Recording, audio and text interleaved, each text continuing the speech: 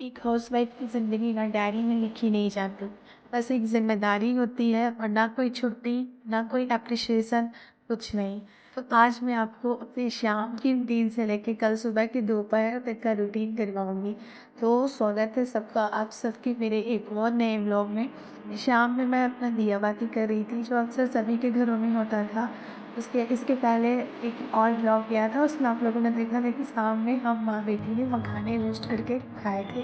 फिर रात में डिनर बनाने का बारी आता है, तो डिनर हम बहुत ही सिंपल और बहुत ही लाइट सा रखते हैं, ताकि खाने में ना ईज़िली डाइजेस्ट हो जाए। तो आज हम बना रहे थे रोटी और सब्ज़ी।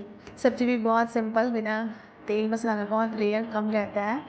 और रोटियां बना रही थी मैं अभी अपनी बेटी के साथ 7:30 डिनर कर लेती हूँ। हस्बैंड तो लेट आते हैं, तो उनका कोई फिक्स टाइमिंग नहीं होता है। वो कभी 10 बजे को आते हैं, कभी 11 भी बज जाता है।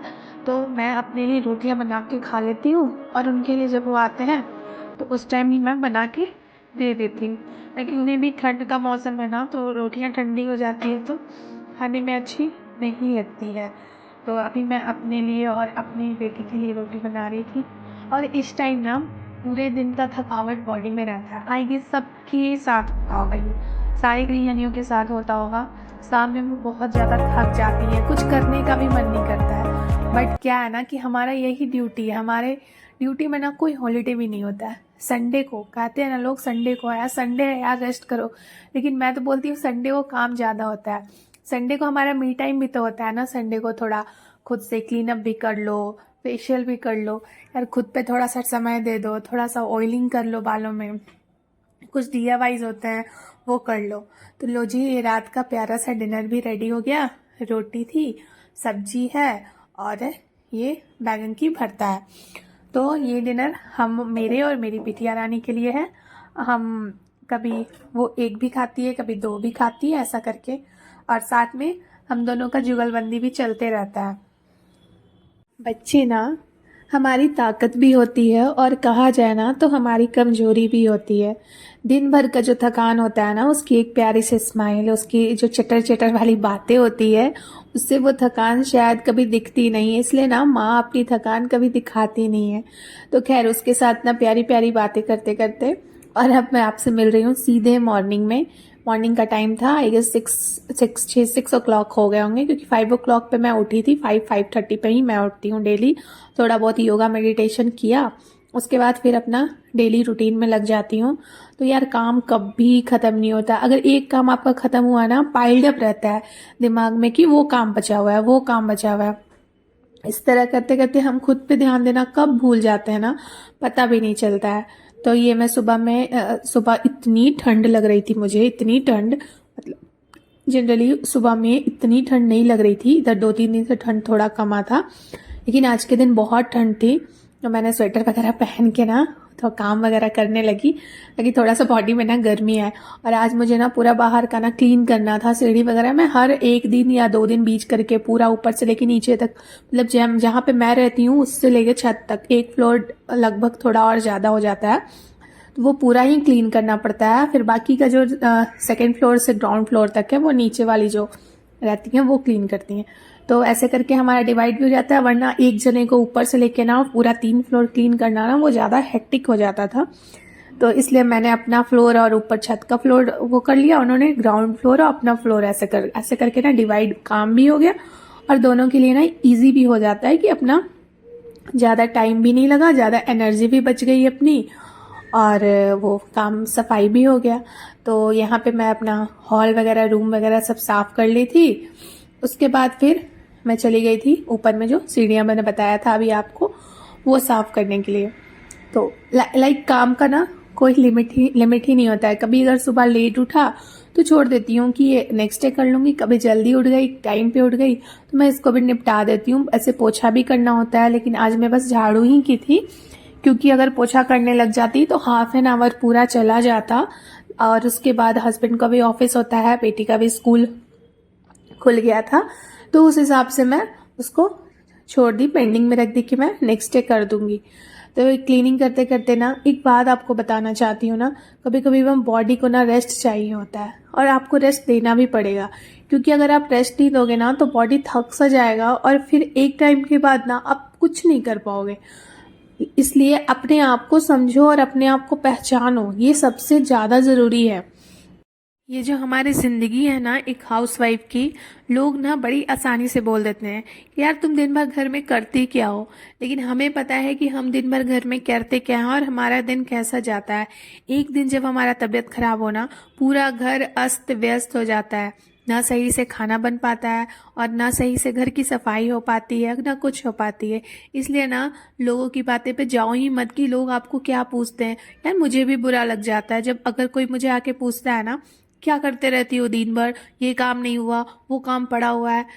हम लोग को पता है हम लोग क्या करते हैं, दिन भर मशीन की तरह लगे रहते हैं कि वो भी हो जाए वो भी हो जाए, लेकिन एक शरीर को ना कभी कभी रेस्ट चाहिए होता है।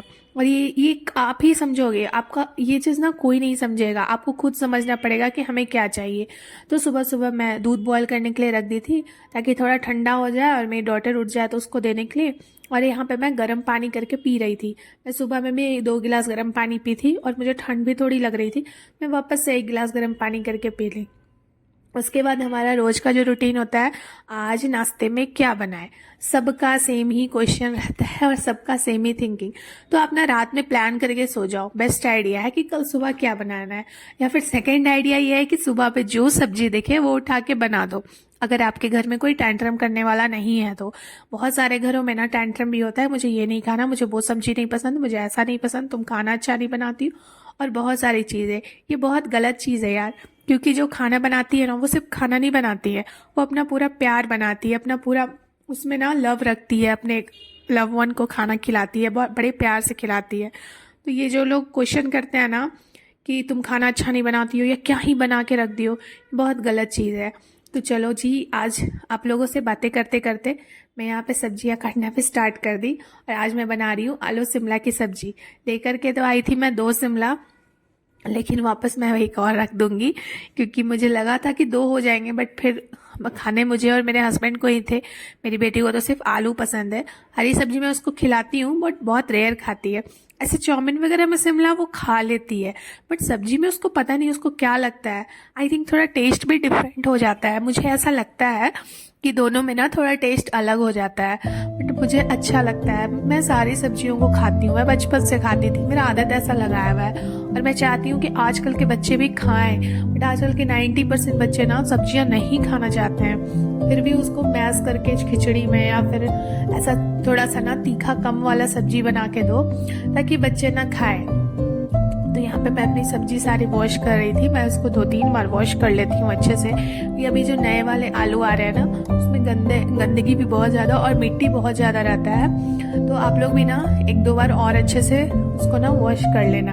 और अभी का जो मौसम है ना उसमें जो भी सब्जी बनाओ ना टेस्टी ही लगता है। मुझे ऐसा लगता है कि गर्मी के मौसम के टाइम पे ना कितनी भी अच्छे से बनाओ और ठंड के मौसम में आप सिंपल सा फोरन मार के भी बना दो फिर भी अच्छा लगता है। गर्मी के टाइम में ना लिक्विड चीज़ें ज़्यादा अच्छी लगती है, जैसे कि कोल्ड ड्रिंक्स वगैरह, कोल्ड कॉफ़ी।